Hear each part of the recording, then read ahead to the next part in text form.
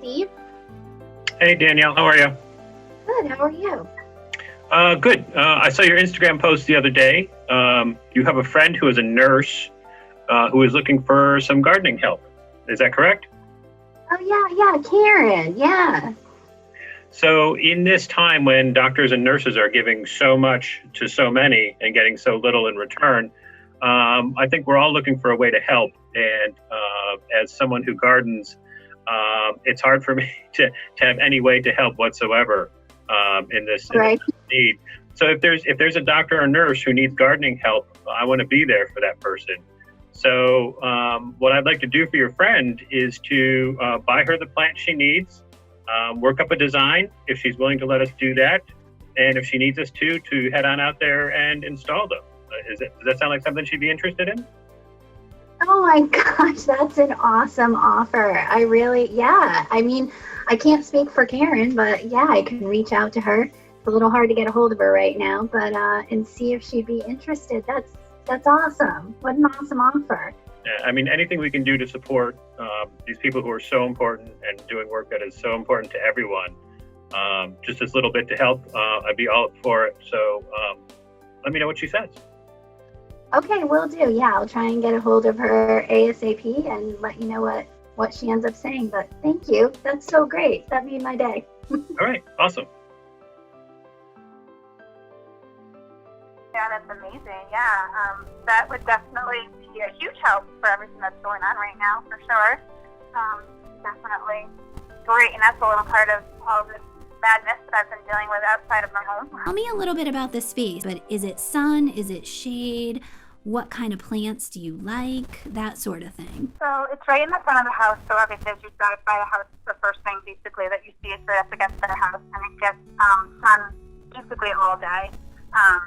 From like sunrise until just probably right before sunset. It's in the sun most of the day.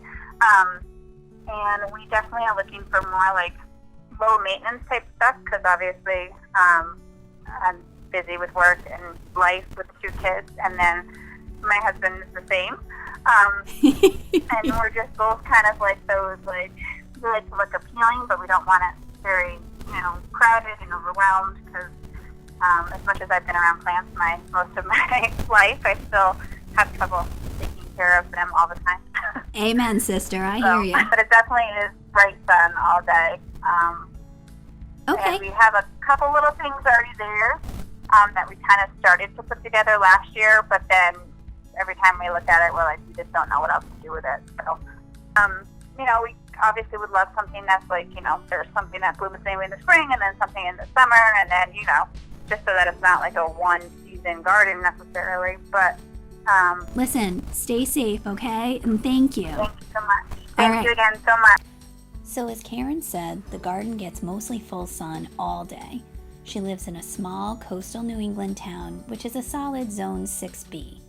The soil is decent, moist, well-drained, and perhaps a little bit on the sandy side. The garden wraps from the patio by the front door along the entire front of the house, which faces the street. By the patio, the bed is approximately 13 feet wide. Along the house, the depth of the bed is 8 feet. The length of the entire front garden is approximately 40 feet long. There are a couple endless summer hydrangeas already planted in the front bed, which we'll leave in place, as well as a dwarf red Japanese maple, which we may reposition just a tad. There are also a couple of variegated willows, which we'll be relocating to a different spot, since they get 20 feet tall and 10 to 15 feet wide and could easily swallow the house. Looking at this area and thinking about perennials that we can mass, I want something to bridge the gap between the red Japanese maple and the blue blooms of the hydrangea. And so what's in between blue and red, it would be purple. And one of the greatest low-maintenance purple perennials is catmint. Almost any of them are good. Persian blue is a great one. Six Hills Giant is a great one. But they're all great. Super low maintenance. Wonderful flowers. Attract pollinators. All you have to do is shear them back. In spring you pull off all the dead foliage, and you're good to go. That's a great plant. If we can get that for the space, it would look great. I'd also recommend putting in there some of the summer blooming alliums like Millennium, which again, amazingly low maintenance, clean foliage all through the season. When it blooms, it's a little more pink than I would like, but those blooms are usually covered in bumblebees, so that's great. If we can't find Millennium, summer peekaboo would do great. Blue curls would be great, but any of those would be great low maintenance perennials that are just going to fill this area and make it look great. Ideally, we'd like to put something tall between the two windows in the front bed, either a small tree or a tall, narrow shrub. Something like Ruby Falls Weeping Redbud might be a good choice. It gets only 6 feet tall and 4 feet wide and has beautiful burgundy heart-shaped leaves that we think will marry nicely with the red Japanese maple at the other end of the bed. In spring, bright magenta flowers burst out of the bark up and down the stems of this tiny tree, and it really makes it a striking focal point. This might be a nice addition because the gray house siding is the perfect backdrop to really show off this tree. Another option might be a new Seven Sunflower called Tia-san. Seven Sunflower is a true 4-season tree with clusters of fragrant white flowers in late summer, which the pollinators go nuts over. These blooms are followed by purple-red fruit, then pink seed heads. The leaves are long and glossy green, and the bark exfoliates in winter, peeling into strands of tan and silver. This new variety is super compact, getting 8 to 12 feet tall and only 5 to 7 feet wide, but it still may be a little too big for this garden.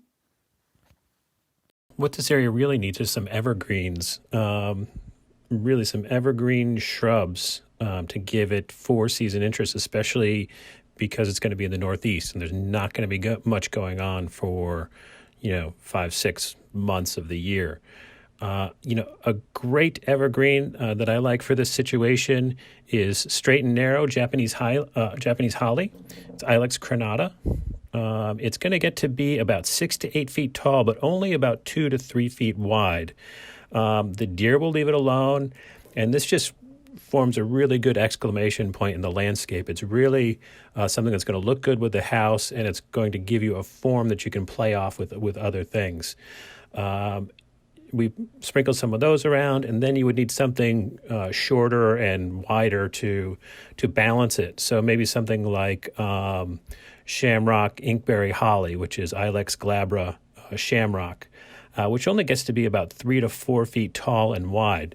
So that has sort of the same evergreen look and texture to it, but a completely different habit. So it's going to complement it, but also provide a note of contrast. And it's really going to help this area have some 4-season interest. Karen is a huge fan of hydrangeas, and she already has a couple planted in the front bed. We need to come up with a few dwarf shrubs that will be low care and bloom at a different time than those hydrangeas. The first thought I had was blue mist shrub, which is sometimes called bluebeard. The cultivar Sapphire Surf has stunning cobalt blue flowers in late fall when not much else is blooming in the garden. The foliage is a soft gray-green, and this guy stays short and compact, only getting about 2 feet tall and 3 feet wide.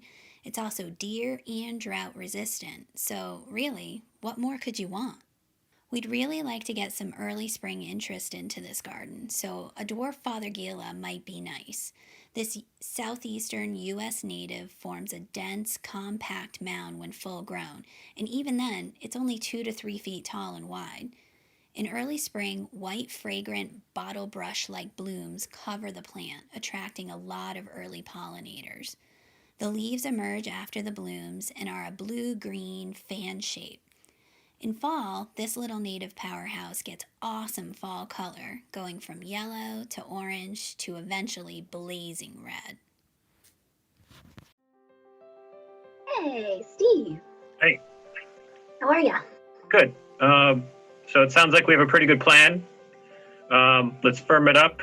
Let's make sure everything, fits in the space, sunshade work, and then we'll work on sourcing the plants and getting them delivered And when it's safe, we can get out there and get these plants in the ground. Sounds great. This is exciting. I'm excited too. You can tell. All right.